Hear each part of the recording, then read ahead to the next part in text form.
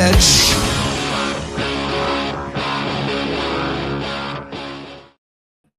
Hey everybody, it's Wednesday night. We are the Witch Burners. I love that song. Yeah. It's so cool. We've got complaints about that song. Like, hey, I watched your show, but you had the satanic song to open it up. I'm sure. And I liked your show. I don't think you did like my show. You just called the song satanic. Hey guys, this is Through the Black. Tom Dunn here, Vicki Joy over there, and we're glad to be back. Vic, hey, how are you feeling? Just want to check. Much better. I'd say 3 out of the last 4 days was a major turnaround for me. Shout out to Joe Horn, who came running over to my house with a box full of Eden's Essentials and a whole protocol of what to do, and texted me almost every day asking how I was, and it was great. So yep, he's awesome, very selfless, and so I was taking like 3 tablespoons a day of this like raw pine needle like extract, and oh dude, that was some powerful stuff, man. Oh dude, I'm still eating the apricot seeds, and Oh, I don't think you can say that on YouTube. Yeah. Well, sorry. Just for pure enjoyment and refreshment, not for any health benefit. Hey, somebody asked, is this live? Yes, this is live. Vic, hey, we don't have a lot of time for jokes tonight, okay? Because we got a guest coming on. Somebody else wrote a book. You're not the only one that knows how to write books. Okay? What? Yeah.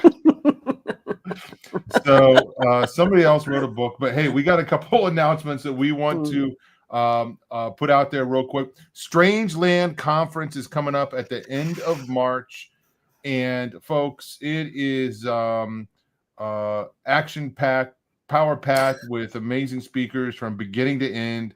So if you go to throughtheblack.com, you can get registered. You can see who's speaking. You can see the schedule. You can see the hotels now. And then soon you're going to be able to get the live stream and register for the live stream. So that's coming up. That's the next thing that we're going to announce. But also I want to mention Freedom Encounters. Okay. This is a new thing that we've been doing this year.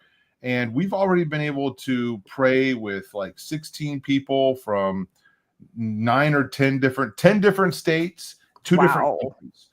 So praise God. Yeah. So if you have opened a dark door in your life, or if you have something in your life that you need help with, we're here to help. So send an email to throughtheblack.connect@outlook.com, and we will set you up with an appointment.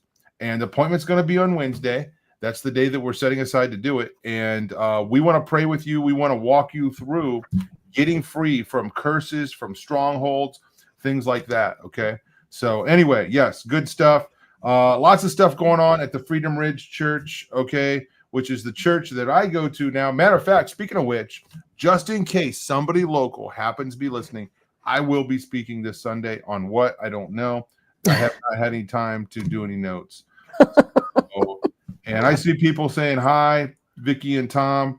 Yeah. So, Vic, how would you describe our guest tonight in 8 words? Oh my goodness. I first met him on the Dig podcast. There you go. Yeah. How's that? That's great. Hey, I met him at a conference somewhere. I don't know how many words that is. And they invited me on. I've been on the Dig podcast. It was fun. I was on there twice. Dude, they were so booked up. It took me months to get on. It was like, yeah, man. And they're like, hey, we could get you on in the summertime. I'm like, well, yeah, that's what they told you. I don't even know what I'm doing next week, but if you say so. So you kind of gave it away, the Dig podcast, okay? Mm-hmm. So this friend of ours who we've seen at conferences for a few years now has written a book. And we're gonna, you know what? I'm not up on all the latest trendy books, so we're gonna ask him about this tonight, find out about it, and I want to know all about the book and why he wrote it and all that stuff. So we want to welcome in Justin Doc Brown to the show, and bring him in. Katie, Katie's here. She is A okay. little slow on the uptake. Yeah, there. what? All right. She's slow on the asleep. call tonight. Yeah. I was wondering where we missed all her cues earlier. Hey, what's going on, Justin? Welcome to the show, man. Hey, what's happening, guys? Thank you for having me back. Long time no see. Yeah, it's been about a year, man. I was thinking about it earlier tonight. I was like, this is way past my normal bedtime. I always have to get like a power nap and some coffee before I hang out with you youngsters. Well, hey, thanks for making it happen. You look very well lit. You look like you got a lot of stuff going on in your studio. I would, man, I know we got to talk about a book, but I wish we were getting a tour of the studio today. It looks good back there. Yeah. Thank you, man. Yeah. So, hey, we're going to talk about the Epic of Esau, okay, and this new book. But how have you been doing? What's been going on? I know you've just been pumping out the content. Tell me what's going on. Yeah, man, just living the dream, man. I've just been geeking out and living the dream. Just having great conversations with authors and researchers and all these guys that I love reading their stuff, and like Vicki, having them on and picking their brains and expanding my itch for knowledge of the strange and weird and fascinating, and just recording all this stuff, cutting reels, and I just love doing this stuff, man. So I'm grinning the whole time I'm doing it. So, but yeah, I started the Prometheus lens this past year, so it just hit its first year. So I got 2 podcasts now, and it took me 2 years to write this book. But I actually just did a show with a buddy of mine. I was doing some research on this topic, and I just stumbled across some stuff and did this episode on Esau. And actually a mutual friend of ours, Karen Wilkinson, seen the episode, and she reached out to me and she was like, Justin, that is just amazing. You should write a book. And Karen, I was in like, the chat, by the way. Yeah, shout out Karen, because I even messaged her. I said I didn't mention you by name. I said, but I said in the book, I said I had a friend reach out to me. I said and encouraged me to do this. So that's who that special friend was. That was Karen.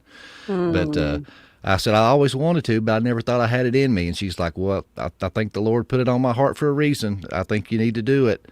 And then after she did that, I had several people reach out and say the similar things. So I just ended up piecing it together, man. It took me 2 years, but I finally got it done. Wow, that's awesome. The power of positive reinforcement or encouragement, it's just crazy. When I was in 5th grade, I had a teacher tell my parents at a parent-teacher conference, oh, Vicki has a, proficiency in creative writing. And I guess I was just so desperate for a compliment, it stuck with me forever. But no, it had a profound impact on me, just having a teacher say that. So when someone calls us up and says something like that, God can so providentially use that. So many times we have those kind of things that pop in our head. Oh, well, I'll text them later, or I won't say that, or that's dumb, or whatever. But we have to keep, if that's something that the Spirit's putting in our head, we got to be faithful with that kind of stuff. Like big things can come out of just a small word of encouragement. Big disappointments too if you don't listen. Yeah. I've had that same tug to go visit somebody, honestly, and I'm like, oh, I'll visit them next week, and then they end up passing away or something. I know. It's happened to me as well. Well, you make a good point. Is when we get that still small voice, to give somebody a call or check on somebody or something like that, and it's many times it's like perfect timing for what that person is needing. We've seen that happen. In the last couple weeks, where I gave a person a call and it was a crucial time. Wow. For this person, and I didn't know that. I just wanted to check on this person, see how they were doing, and pray for them. And they were actually praying for help, and I called at the right time. Wow, I love that. I love that. Yeah. So I'd kind of like Tom to start before we get into like the meat and potatoes of the book. As a fellow author, I'm very curious how you came up with your title. If you came up with it, how quickly you did. I'm terrible with titles. I usually wind up calling people like, what do I call this thing? Well, how did you get with the title? Yeah, honestly, the title was my friend with the podcast because it was Bo Kennedy, another Oh yeah, I mutual love friend of Bo. ours Hmm. from the bump, and he was the first person that I went on, and I kind of laid out the groundwork for the base of the story to him, and I'm like, man, I think it'd make a pretty good podcast episode. He's like, yeah, man, that'd be awesome. Let's do it. And he's like, well, what do you want to call it? And I was like, I don't know yet. I said, let me think on it. And he said, well, yeah, think on it and get back with me. He said, but man, I already know what I'd call it. And I was like, well, what's that? He's like, I'd call it the Epic of Esau. Oh I'm like, oh, man. yeah, dude, that's awesome. I said, run with that. And then when I started to write the book, I reached out to him and I was like, hey, man, I said, I'm actually going to write this book. I said, do you mind if I use the Epic of Esau? He said, no, man, I'd be honored, dude. Run with it. Go ahead. Well, you So can't then I just copyright a come with the title. subtitle afterwards, just Yeah, the birthright and seed war. yeah. People don't realize, Justin. I remember we had an original subtitle on my book, and we didn't end up liking it. And Sonda, my editor, and I, we were on the phone for over an hour haggling over a stinking subtitle. Like, I don't think people realize how much work goes into every aspect of writing a book. It's a huge accomplishment, especially for someone who, like you, who said, I've never thought about writing a book. It was never like a dream of mine. It is a daunting task, even for someone who feels equipped and desirous to do it. So just kudos to you for sticking for 2 years. And I mean, there's probably a lot of times probably where you wanted to give up or you got discouraged or you got stuck. What was your writing process like? Were there times where you're like, oh, forget it? I mean, it was honestly, it was wild because I got a family, 2 kids, a full time job, and recording 2 podcasts.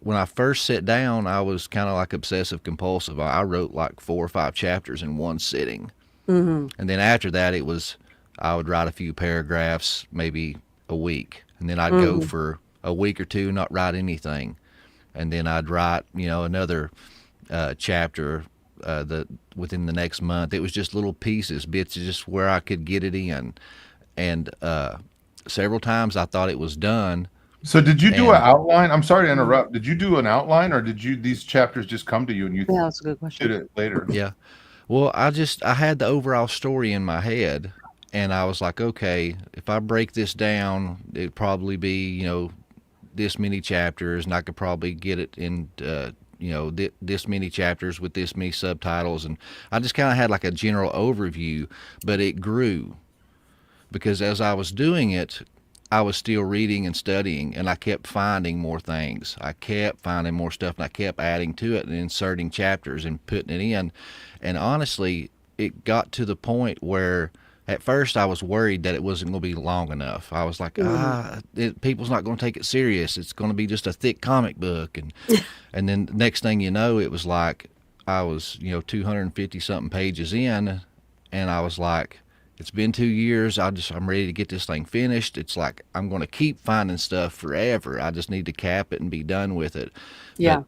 yeah, so I mean, at first it was like maybe 8 chapters in my head, Mm. but then as I started discovering more things, it kept growing and growing, and I think it ended up with like 13 or 14 chapters. I think I can't even remember now off my head. So, what kind of software did you use to do this? I wrote it on Microsoft Word, and I done the whole thing on Word, and then Okay. I designed the cover art with Photoshop, and then I just uploaded it to what do they call it, KDP KDP. Publisher. Hmm. Yeah, On and Amazon. then Yeah. they done all the formatting and stuff on there. Okay. And it was So, actually pretty simple. I have nothing to compare it to, but if a good old boy like me that barely finished 12th grade 20 years ago could get it done, I think anybody can. well, we're going to talk 15 about the chapters. content. Yeah. How Mm. many? 15. 15. 15. So, we're going to talk about the content, but uh, Microsoft Word, is there a specific uh, template that you can use on Microsoft Word to like write a book? Like, does it, or do you just write it out like as a document? I just wrote it as a document. I just looked up online, and I think it said that typical books is like in 12 font or something like that. So I just put it in that 12 font and just typed it out. And then where I used that KDP Publishing, when you upload it into their software, they space it, format it, and put it all in there for you. So like if you're doing through a publisher or something like that, you have to align it and do all this special stuff for the size book you want to use. But luckily where I went through them, it's kind of dumbified. You pick the size book you want, and then they just, when you upload it, it shrinks it and puts it into the spacing and all that stuff that it needs to be for the size book you choose. Okay. No, I'm just curious about this. When I think writing a book, for me, I think it might be similar to filmmaking, because even though I don't write a script for the movies that I made, they're documentaries, I do an outline, and I'm looking for the story to fit into what I'm thinking it is, or what I want it to be, the story I want to tell. So I have kind of these chapters in my mind, there's chapters and subchapters in different sections. So I don't know. It just kind of got me curious, because I've definitely been interested in writing. I just don't know if I could ever focus enough to be able to sit down. As I was sharing before the show, it's hard for me to write a letter. I don't know if I could write a book, but I used to love writing when I was younger. So I thought that's what I was going to do. That's what I wanted to do, was be a writer. I was inspired by Frank Peretti, and I was inspired by a lot of people, but it never happened. It just it manifested in the way of filmmaking, which is okay with me. So Justin, and that's kind of how it felt for me, because like with a film, you're recording all this B-roll and all these pieces, and you have these puzzle pieces, and you're taking all these different pieces and you're trying to line it up into a cohesive story. And that's kind of what I'd done, because a lot of this stuff I had studied and researched through different podcast episodes, and I always keep, type notes on different stuff that I study in different episodes. So I had all that stuff, so I had to just compile it. And then as I was reading and studying all this stuff, I just, had all these little pieces, and that's what I had done. I just kind of put it together, and I had a general idea of what I wanted. But like I said, when I started finding all this new stuff, it kind of just took a life of its own. But yeah, it was just gathering pieces and putting them together, honestly. Yeah. Well, when I'm putting together a talk for a conference, or when I'm speaking at church, I'm writing notes constantly. And I used to write them on like little pieces of paper where I used to work at this eyeglass lab. I had tons of these pieces of pink paper that they would use, and I would tear them in half and write on the back of them. And I think I still have them, around here somewhere. But now I use my phone, like the notes on my phone. I'll open it up and I'll put like a note in there, or something I want to say when I'm thinking of something or whatever.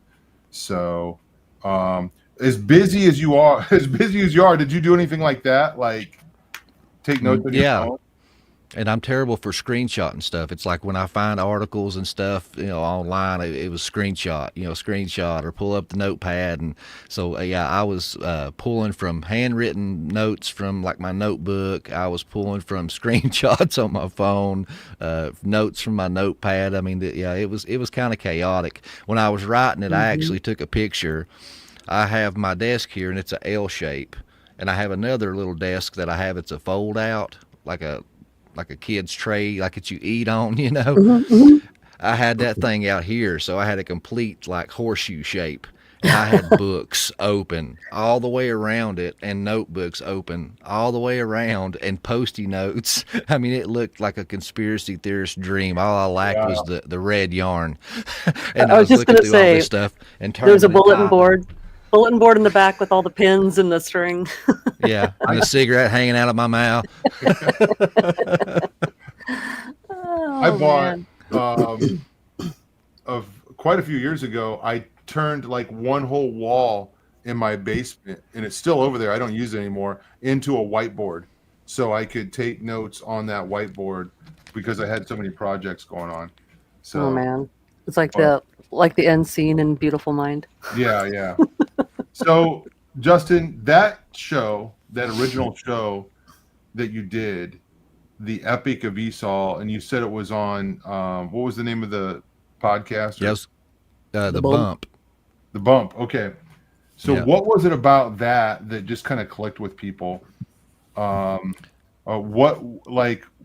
What new ground did you break, or what's got people like, okay, there's a story here. This will be good in a book. Yeah, honestly, it was just that was the first layer of the onion, honestly, and there were so many more. Mm. But Esau is basically just this really enigmatic character in the Bible. His birth is strange to say the least. It says he comes out red, covered in hair from head to toe like a hairy cloak. Mhm. And if we just remove our preconceived notions, our dogma, what we're taught in church, and just read that like a child for the first time, and just let it say what it says. With our modern context, we would say without hesitation, if we read that, we'd be like, dude, that's a Sasquatch. That's a Bigfoot. And so, but as I got to deep diving and searching some stuff, I ended up stumbling upon the book of Jasher. And when I read that, it says that basically that Nimrod and Esau bumped into each other, and that both of them, their claim to fame was that they were the mighty hunters.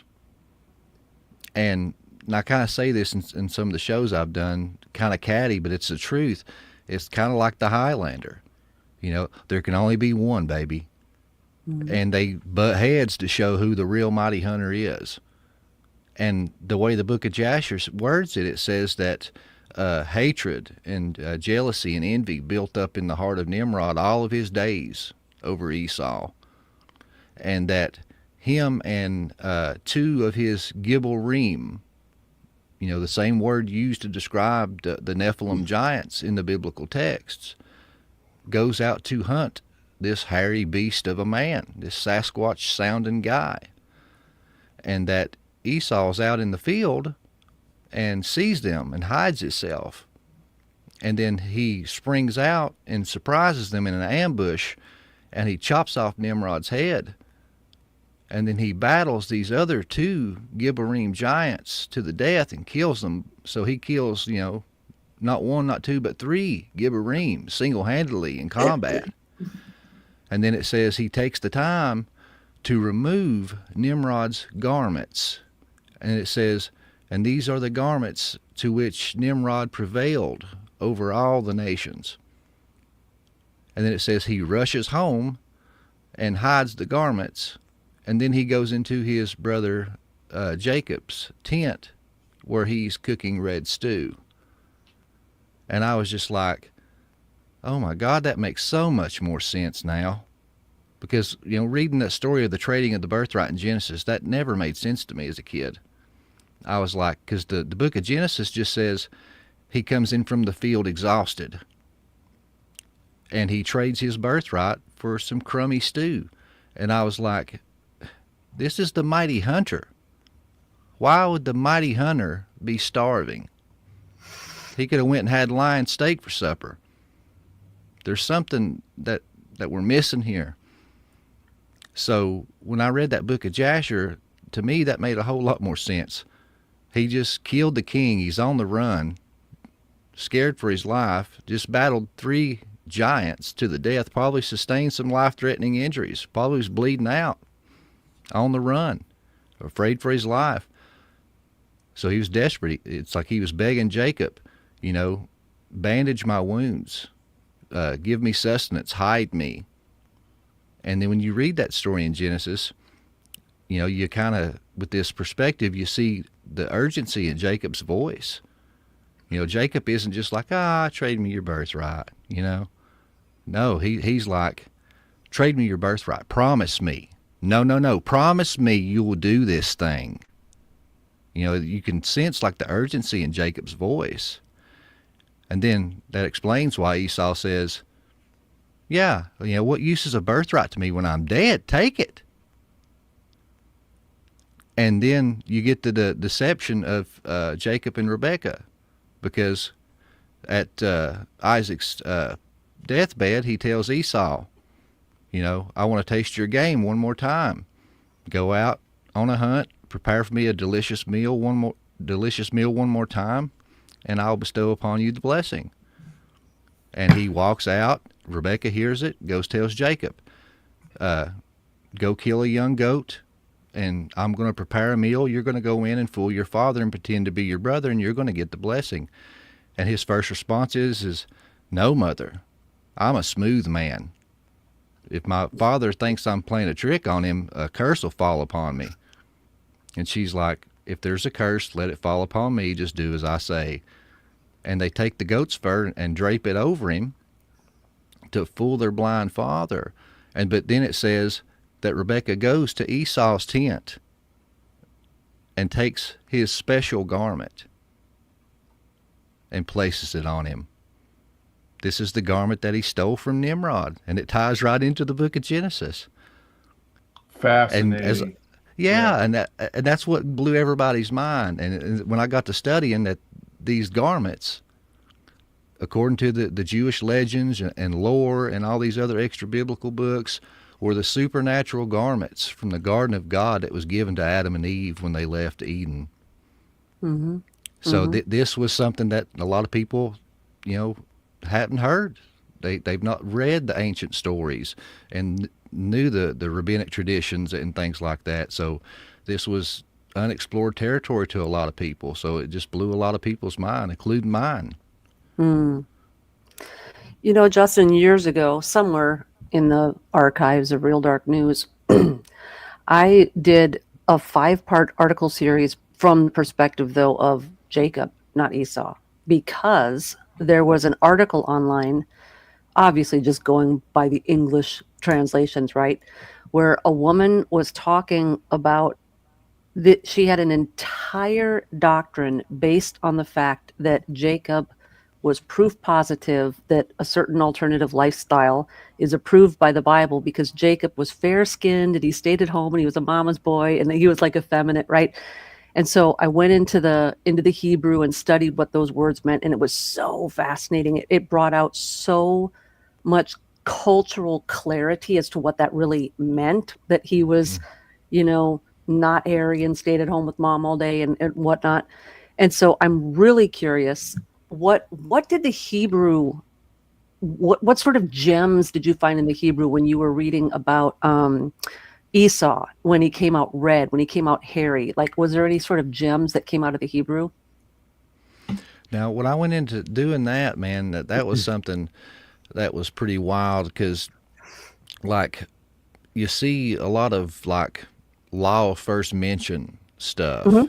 Sure. And now this is something, you know, and I preface this because a lot of Christians, they recoil when I talk about this, because it's a hot button topic. But I mean, Sure.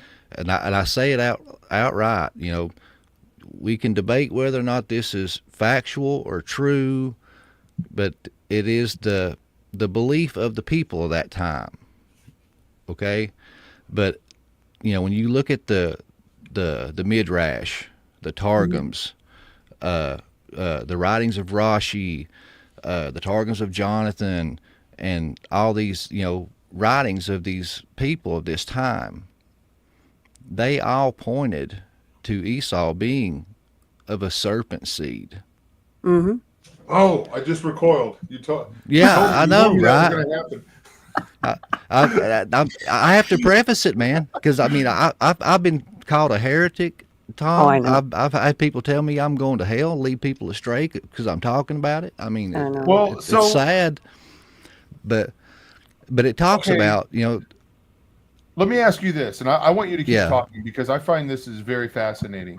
So, okay, you wrote this book, okay, and I think this is very interesting. And the story alone, the surface story that we understand, that we're able to read in English, is pretty interesting, but there's a lot there that it's like not talked about, right? It's like, okay, what is the rest of the story? But so how convinced are you? And I'm going to assume pretty convinced that this is true. Are you saying this is thus saith the Lord? Are you just saying this is my research and it makes sense? What are you throwing it out there? Like, what do you guys think? Like, what is your take? You know, what's your stance on that? What on the serpent seed? Well, or yeah, just just or like the a lot of or this the stuff, Bigfoot but- or honestly, it's, I mean, I can honestly say this is what they believed.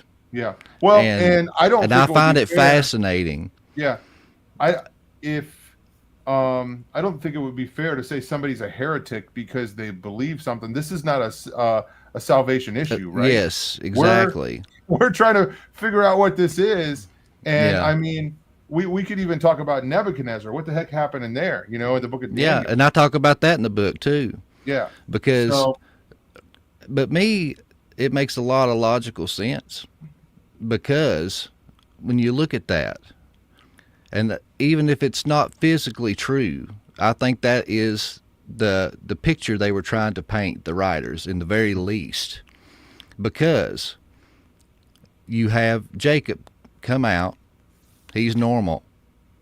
You have Esau come out covered in hair from head to toe. He's clearly different. okay, And let me pause you. you here. have a Because when they snap went and got the picture. goat skin, I'm like, okay, come on, dude, seriously. There's a difference between a hairy man and a goat skin. Okay? Exactly. Yeah, Yes. the roughness of that, And then- the coarseness. And at the birth, that is a Polaroid picture of Genesis 3:15. There's no way to get around that. I'm sorry. There's no way to get around it, because when you go to Genesis 3:15, what does it say? It says, I will put enmity between your seed, the woman, and thy seed, the serpent's seed. And it said, one would bruise one's head, one would bruise one's heel. And that there would be enmity between the two, right? Well, then at this birth, Esau's foot has to push on Jacob's head to exit the womb, bruising the head. And then Jacob is then clutching Esau's heel, bruising the heel. But it's an inversion of the prophecy, right? That's what Satan does. Satan likes to pervert things and flip them on their head. So that's what I was saying, is that this is a picture, but it's a perversion of Genesis 3:15, and it's the seed war. And then even Flavius Josephus, when you read the writings of Flavius Josephus, when he's talking about this event, you know, this was a very knowledgeable man. He wrote the histories. I'm sure he took the time to choose his words very carefully. He could have said any plethora of words to describe the conflict between these two brothers, but the word he chose was enmity. He said there was enmity between Same Jacob word and used Esau. in Genesis. Yes, pointing back to Genesis 3:15. And then when you go through the Midrashes and the Targums and the writings of Rashi, they say that Esau had a serpent marking. And the Targums say that when Rebekah was pregnant, that when she would walk by a house that was in service to Yahweh, that Jacob would stir in excitement. But when she would walk by a pagan home that was in service to a pagan god, that Jacob would stir. Esau. And then Yeah. that's what I meant to say, yeah.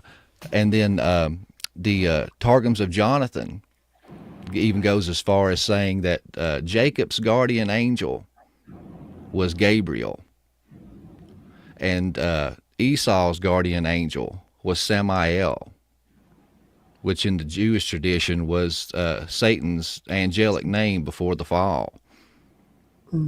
Hey, so Justin, before we go any further, can you tell people how to get the book? Yeah, the book is exclusively on Amazon.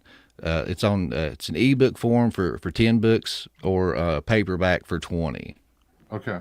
Mm. Okay. And yeah, and we'll plug that again at the end of the show here. Mm. But yeah, go to Amazon, folks, and that's where you can get the book, The Epic of Esau. So, Vic, as I'm here listening to this, it brings a deeper meaning to Jacob I loved and Yes. Esau. Yeah. That's what I got that right on the front of the book. Yes. Yeah. Yeah. Yeah. Obviously, the story of Jacob and Esau to this day is relevant because there's, obviously Mm-hmm. still enmity between those two bloodlines. And I even wrote a little bit about that. It came into play in They Only Come Out at Night too, Justin, because there's legends. There is like a Semitic play on words when Kiss. Esau falls on Jacob to kiss him. It sort of is the same way you would talk about a vampire falling on someone and biting them on the neck. Yeah, in the them. Hebrew, it's a one-letter difference between kiss and bite in the Hebrew. Yes. Yeah. Yes. So it's very interesting. Some of these hidden gems, and that's the kind of stuff I talk about, Justin, where I get called the witch and people recoil. But this is a genuine question, Justin. I'm not playing devil's advocate, or this is a genuine question. When we hear about all the parallels between Cain and Abel and Jacob and Esau being twins, how in the world, if we're talking about twins with the same mom and dad, and one has a completely different physiology, what transpired in that womb, and how, like, what made them, what could have accounted for Esau being such a different physiology? Yeah, good question, Vic. Yeah. Yeah, and I'm I'm genuinely confused over that. I'm not trying to put you on the spot. I'm just genuinely. Yeah. No. I mean, that's the first question that comes to anybody's mind, and it's a postulation, right? Because there's nothing that comes right out and says it, and I talk about it in the book.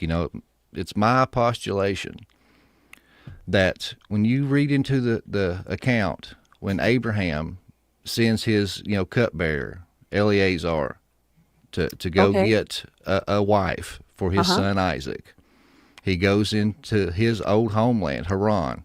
Mm-hmm. We know that when Abraham left Haran, he left because all of the pagan worship, right? Mm-hmm. Mm-hmm. And when you search the history of the homeland, they were really big into fertility gods and goddesses. And one of the big ones from there is the god called Samquain. And this is the god that, when you read the Epic of Gilgamesh, that Enkidu was made in the image of. And Enkidu is almost a mirror image of Esau. I think, and I talk about it in the book too, that the Epic of Gilgamesh is the same story of the battle of Nimrod and Esau, but it's told from the Mesopotamian perversion point of view, where their guy wins. Mm-hmm. And it says that Enkidu, who I think is Esau, from their point of view, says that he was made in the image of Samquain. And Samquain was the fertility god, and he was also the god of the cattle. And it says he was covered in hair and it was matted. And the women would pray to this god and perform sacrifices for a fertile womb. Well, when you read the account, when Eleazar goes to try to acquire Rebekah, her father, when he speaks of his master and their god, her father says, "To this God you speak of, I can neither speak good nor evil." Right. So it shows you that they didn't worship Yahweh. They didn't even know who he was. So they worshiped these other gods. So Rebekah was raised in a house to worship these other gods. And Samquain, this hairy fertility god, was one of them. And we read in the account that her handmaiden also came with her. Mm-hmm. And she was older in age, and she was barren. And in this culture, that was a woman's number one goal. If you couldn't produce a child, you were in fear of being cast out. So it says that Rebecca was in her older age and she was barren and desperate. So I just postulate in the book. I'm like, if all of a sudden, she's old, she can't produce any children, it's not unreasonable to say that she would have been desperate and frightened. That would it be out of the question to ask that she would pray to a familiar God to bless her womb? And if not her, maybe her handmaiden, unbeknownst to her, committed a sacrifice and prayed to this God Sam Quain on her behalf. And it also says that Jacob prayed to Yahweh in Genesis on Rebekah's behalf. Mm-hmm. So what if this was like a spiritual, conception where the womb was blessed by this Sam Quain fertility god, and that explains why Esau come out covered in hair from head to toe, looking like this fertility god that they venerated. Mm-hmm. Just a postulation. Justin, that sounds crazy, but it doesn't mean it's not possible. Mm-hmm. I mean, I'm our Bible is sitting full of crazy. Yeah. I know. I'm pondering just the whole story and the conflict. And I mean, without all of these things that we're talking about tonight, there's a lot of questions surrounding this birth and these brothers. And it seems like that you might be filling in the blanks here. So what was it? Do you remember the first time when you were like, you decided to look into this deeper? Like, what clicked with you? Was it the hairy baby? What was it? Honestly, the first thing was when Genesis 25:25 just hit me from a different perspective, when I was like, dude, he sounds like a Sasquatch. And I had Gary Wayne coming on the show, and we were doing a deep dive on the Epic of Gilgamesh. It was like the next week. And I knew the kind of general overview of that story, but I never like sit down and read the whole thing. So I sat down and just read the entire account, and I stumbled across this guy Enkidu. And I was like, dude, this sounds a lot like Esau. And then I swear it wasn't maybe like a week later, I had a show where I had to dive into Jasher, and that's where I discovered the clash of Nimrod and Esau. And I'm like, this sounds just like the Epic of Gilgamesh. And then I'm like, I keep finding all this stuff relating to this hairy guy named Esau. I was like, okay. I'm just going to search this guy out and see what I can find. This okay. I want to have a conversation here. This is interesting. I want to hear a little bit more about peeling back this onion, okay? Because I mean, you said 15 chapters, and we're barely scratching the surface here. But Yeah. Can we have this conversation? And I'm going to invoke the name of Rob Skiba, because he was a guy that was writing books and coming up with hypotheses that I don't necessarily agree with all of them, but I find them interesting. Okay, about more women on the ark, or who are the women on the ark, and what was the second incursion, and all of these things. So I don't, man. I considered Rob a brother, and I loved him. We didn't agree on everything, but we didn't talk about the things that we really disagreed about. It wasn't a problem, Right. I think, man, Rob was a deep thinker, and he had a way of just, looking at something. But do you let me ask you this. Do you feel like there's a danger or there's a line that you won't cross when you're doing this kind of writing or research? You know what I'm saying? Does that make sense? Yeah. Yeah, I mean, me is the overall arching theme and anchor of the Bible. Anything that negates the story of Christ and salvation and redemption of mankind, that is the foundation stone, and those are the hard red lines. And that's the thing, is like when you go looking into some of this stuff, you start getting into muddy waters, because you have like the Gnostics, for instance. And a lot of people, like when you start talking about like, serpent seed and stuff like that, Yeah. a lot of people automatically shut down and they recoil, and it's because of the Gnostics. Yeah. And everybody wants to say that that's a Gnostic teaching. It's not. When you search it out, this is a Jewish teaching. The Gnostics stole it and perverted it. And then they made it where the serpent was the good guy. The serpent bred with humanity to save mankind and to enlighten us and give us knowledge, because this mean, nasty God didn't want to give us anything. He wanted to keep us stupid, and so you got to make sure that, because the Gnostics, they deny Christ. They deny the resurrection and all these things. So it's like, when you're studying these things, you have to be aware of the deception. So it's like, I tell people all the time, these subjects are fascinating, but if you don't know the story of Christ, man, if you can't defend Christ, if you don't know who Christ is, why he came, defend your faith, and why Jesus came and died for your sins, and don't have that firm foundation, you should not even be looking into these things, because you're trying to build a skyscraper on sand, and you're going to fall. Mm-hmm. Good point. So, Justin, follow me here as my own brain is thinking about things I've never thought about before.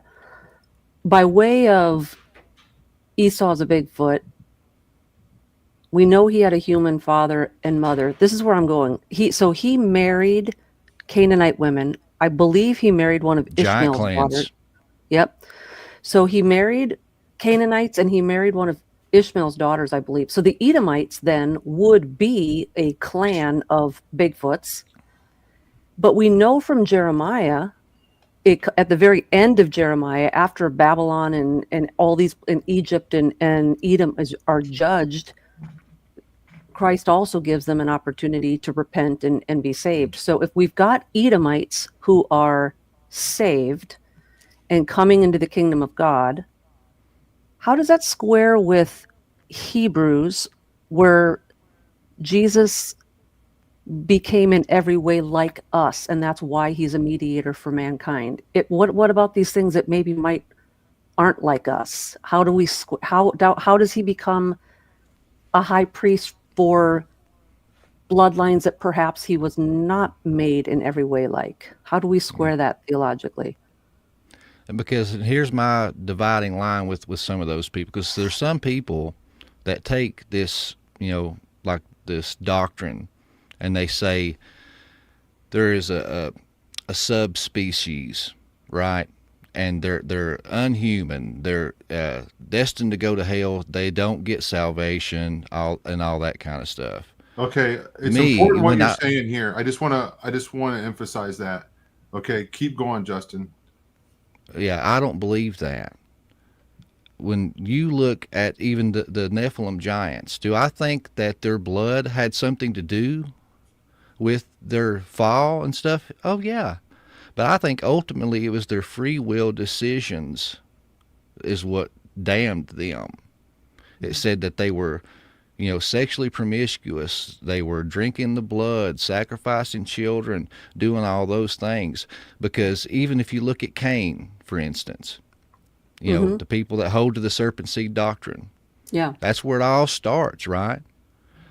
Well, when Cain starts getting resentment in his heart and starts to plot to kill his brother, what happens? God comes down and reasons with Cain. And what does he say to him? He says, its desires is contrary to yours. But you must rule over it.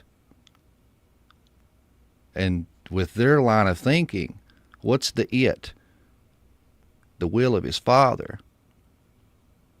Because when Jesus was talking to the Pharisees, what did he say? You are of your father, the devil, who was a murderer from the beginning. Now, he's talking about spiritual alignments, the will alignments, not physicality there. But he's talking about Cain. So if his genealogy damned him, well, that just proves it right there that that's not true. That's false, because God came down and reasoned with Cain and told him, you know, its desire is contrary to you. You must rule over it. He says, if you do well, will you not succeed? And if you do not do well, sin is lurking at the door. So that showed you Cain had a free will choice, but he chose rebellion. So let me just jump So in even here these people and say- are different, but they're not, you know, subhuman like Right. alien. You know what I mean? Yeah, my first encounter with a serpent seeder believed exactly what you were describing. Okay. And was a very racist person. This guy is still around my town, actually, and he's a very racist person. And he thinks that the Edomites and anybody that's not white, but mostly black people, very racist towards black people. Yeah, and a lot of people do. Yeah. That's another bad apple. Yeah. So, and I actually remember this guy. He came to one of my first conferences and stood up and challenged Russ Dizdar, and Russ about kicked him out. He was like challenging, because this guy this same serpent seeder rejects the writings of Paul as well. Have you heard that? Mm-mm. Yeah, a lot of them do. So at least the sect that I'm familiar with. But wow, okay. Yeah, see, I'm not one of those that, you know, that thinks that there's a subhuman race that's damned to go to hell, and, you know, there is no redemption for them. And no, and I even talk about that in the book, that, you know, there's Aryans and racist people that's taken this and perverted it to their own wicked means, and I'm not about that. Well, and the thing with Esau is we have biblical evidence that we know his mom and dad, and they were both fully human beings as far as we know, right? Jacob and his wife. So I'm not disputing that he didn't have full human DNA. It just, I think there's so much confusion out there, Justin, because there's so many things now that are being lumped into one category as if they are all the same exact thing. The Nephilim, the Gibborim, the Raphaim, the Bigfoots. And the reason they all have different names is they really are not all exactly the same thing. Yeah. And Well, I so think you have that- an intermixing with these two. That's what even muddies it even further, is because when you follow the genealogies, you have this hairy quote unquote man, Sasquatch sounding dude that marries into not one but two Nephilim giant clans, and one of the father-in-laws mentioned is from the Mount Sierra. And when you break down the Hebrew etymology of that word, it means hairy. So I even talk about that in the book. I'm like, so you have this hairy quote-unquote man marrying into and breeding with a known Nephilim giant clan whose descriptor in Hebrew is hairy also, and breeding. You got a high likelihood of throwing some really strange pups, to say the least. But I even dive into the science. A lot of people, when they hear about Bigfoot, Sasquatch, stuff like that, they just laugh and don't even look into it any further. But there's a lot of science to this too. You know, it's called hypertrichosis. There's people, scientifically and historically documented, that are born covered in hair from head to toe. right. It's called hypertrichosis. And then also, when people get out in the wilderness and they're out in cold conditions and they go into anorexia, the body will start to grow hair Like it's like your DNA triggers it, and they call it Laguna hair. So it's like a survival thing that happens, and it's pretty wild. And then even when you're in your womb, we are all covered in hair all over our bodies. And at a certain point in the pregnancy, the DNA tells your body to shed that hair. And what happens with the hypertrichosis is like a malfunction in your DNA, and it doesn't tell your body to shed that hair. So you come out looking like that.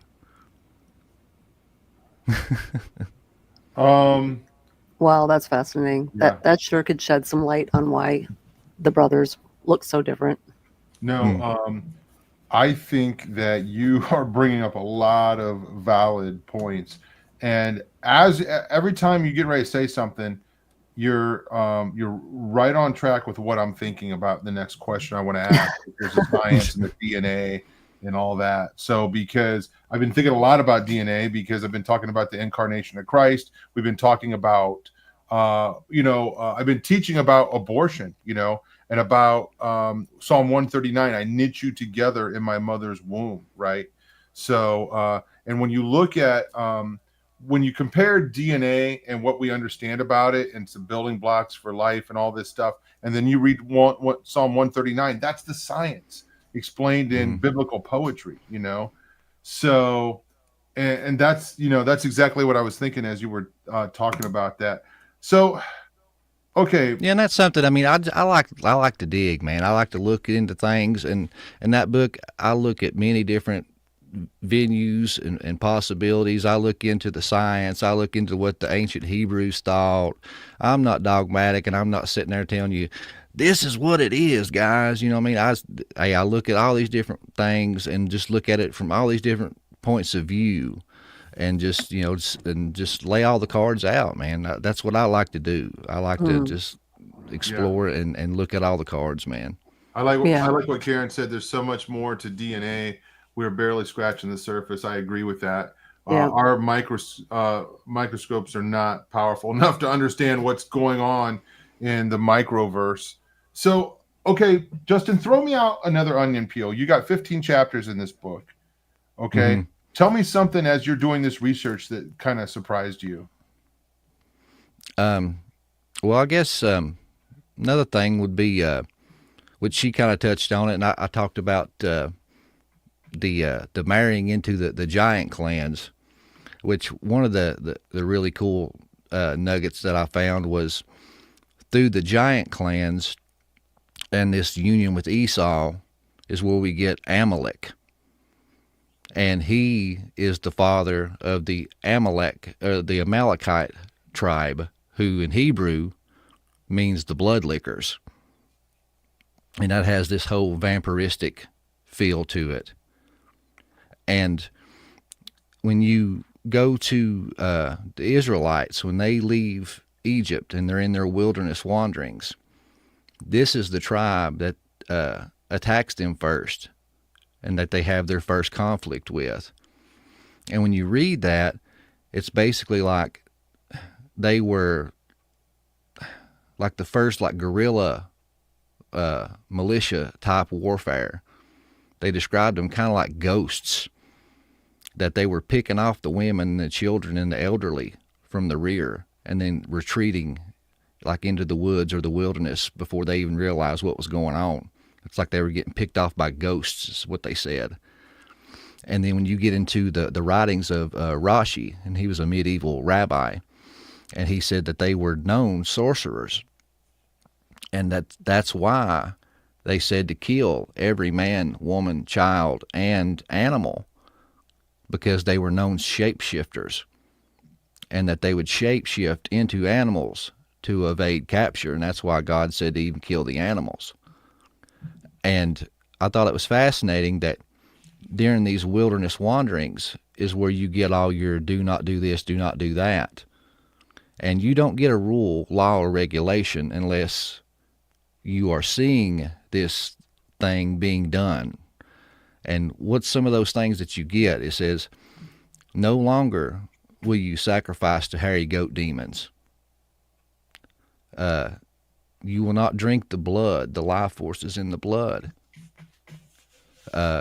You will not pass your children through the fires of Molech. You will not seek out necromancers or sorcerers. So we know that the Amalekites were there. We know the Amalekites were attacking them and toying with them. And we know the Amalekites were sorcerers and doing all these things. So I'm like, I postulate in the book, I'm like, could God's people been having encounters with these sorcerers and seeing them sacrificing children in the fire, drinking the blood, and seeing these hairy, quote-unquote, giant Sasquatchy-looking people and making sacrifices to them? And God stepped in and said, no, you can't be doing this. You can't be sacrificing to these hairy goat demons. You can't be drinking the blood and sacrificing your children and doing this stuff like they're doing. And they finally go head to head and have their battle. And this is the famous story where Moses has to hold the staff up. And only by him holding up this, supernatural rod in the air that they're able to defeat this Nephilim giant tribe. And it says in the story that when he would tire and lower his rod, that the Amalekites would start to overcome them. And only when Joshua and Caleb would grab his arms and help him hold up the rod that they were able to overcome them. So I talk about it in the book. I'm like, I think there's a whole supernatural warfare side to this battle that we're missing. That on one mountain, Moses is there with the help of Yahweh doing sorcery type warfare against the high sorceress of the Amalekites on the other side, on the other mountain, and against their sorceress at the same time. There's a whole supernatural war going on beneath the scenes of the pages that we're reading. Justin, just as a side note, I just want to thank you for what you just said. I feel very personally vindicated. I recently made a very innocuous comment on a podcast where I mentioned the staff, and the Bible doesn't call it Moses' staff. It's called the staff of Yahweh. It's called the staff of Jehovah. And I made a remark about, if God wants, I didn't say it this way, but, if God wants to take something that he's created and use it as a conduit of his own power to display his glory to his people, there's nothing kooky about that. But I said something about this Moses' staff, and I have never been excoriated online more. I was beat up for about a week by Christians telling me it was just a stick. There's nothing special about that staff. And I just didn't, I don't even know how to respond to that. But so thank you for just saying what you said. It's best not to, because those people, honestly, there's so many people, Vicki, that are so closed-minded. They got it all figured out, and it's just best just let them think they got it figured out and just move on. Yeah. Well, God's allowed to do controversial things that don't make sense. Look at the Ark of the Covenant. Look at the rod. Look at the supernatural garments, that I'm talking about here. The Bible is full of supercharged items and relics, but they're all from God. And that's the thing. If you are not, if it's a conduit of the power of God and it's displaying the glory of God as God conquers evil and his glory is displayed, there's nothing magical or occult or new age about that. It's all about God, by him, for him, from him, through him, to him. But some of these things, does God need a guy to hold a stick in order to win a war? Of course he doesn't need to. What was he doing there? There's a purpose to that. And so we can shut it down. Like, I don't even want to talk about it because it sounds scary. It sounds like magic. And I don't want to talk about it. But it's security blankets for people. I mean, it's stuff for us to tangibly hold. You know what I mean? Yeah. That's what I think. Yeah. When we peel back these layers, this is kind of going back to what Tom said a few minutes ago, and where you said, look, I just like to ask these questions. I like to talk about what did the people of antiquity believe culturally and contextually, what was going on. And at the end of the day, I wish we could have more conversations like this. At the end of the day, none of us ever met Esau. We don't know, but can't we have a really good, engaging conversation? Can't we sit here for an hour and talk about the scripture? And and talk about what was really unique about, and clearly the most mystifying thing about Esau wasn't that he was red and hairy. Look at his life, look at his descendants, look at his legacy that's still unfolding on earth today through his bloodline. Something is very unusual going on with this guy. And I just wish that we could have, like, if we were on a treasure hunt, we would go out and we would turn over every rock, and there wouldn't be a jewel under every rock. But there's nothing wrong with turning over a rock. If there's nothing under it, it's still part of the enjoyment of the treasure hunt. And that's what I don't understand, why we get chastised. If we turn over a rock, whether there's a gem there or not, doesn't mean we shouldn't have turned over the rock.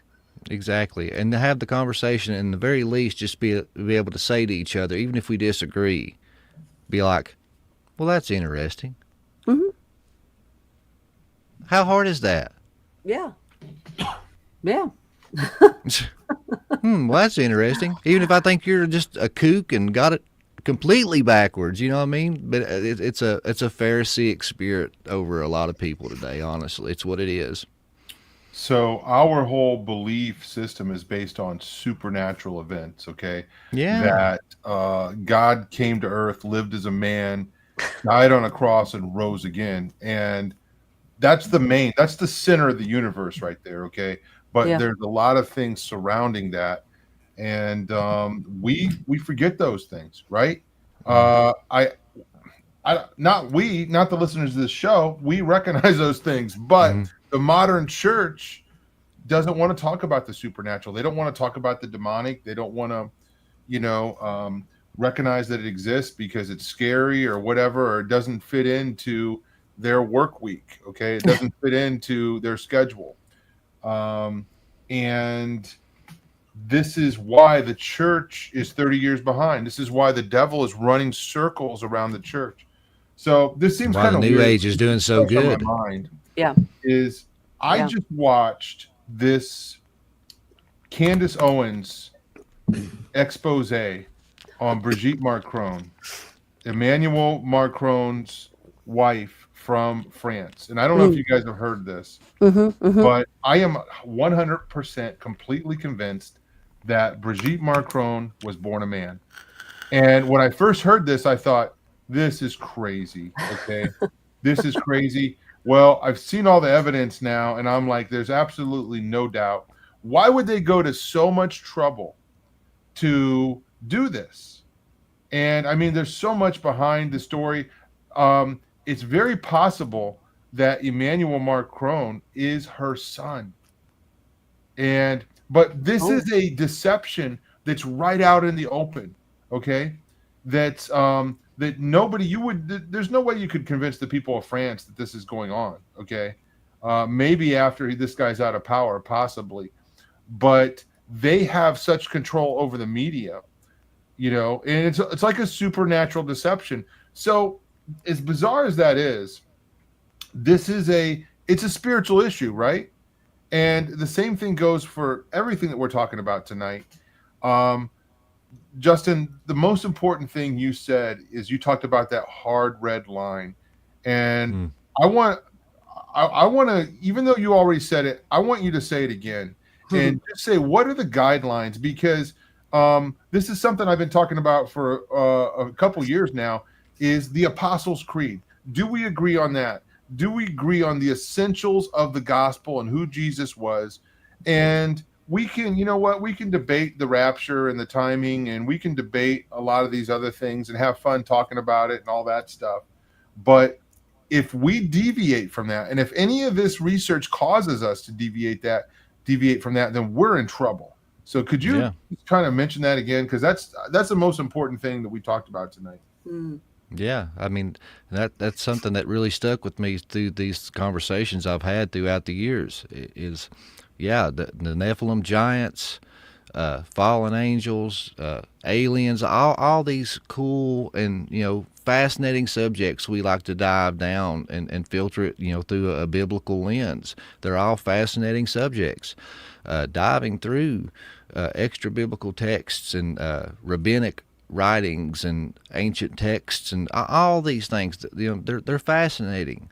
But you need to be founded in the gospel of Christ. That is the foundation stone.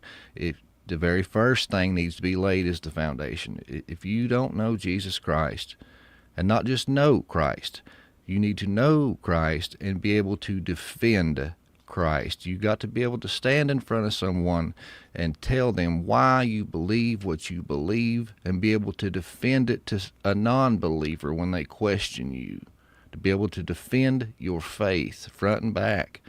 And once you can do that, that is your foundation. Then you can start going into all these other deep territories and deep waters and rivers, because you have your anchor now. Because you easily get swept away without an anchor, and that anchor is Jesus Christ. Amen. Amen, brother. The Epic of Esau is available on Amazon, folks. Justin, your website, your podcast, tell us all about it.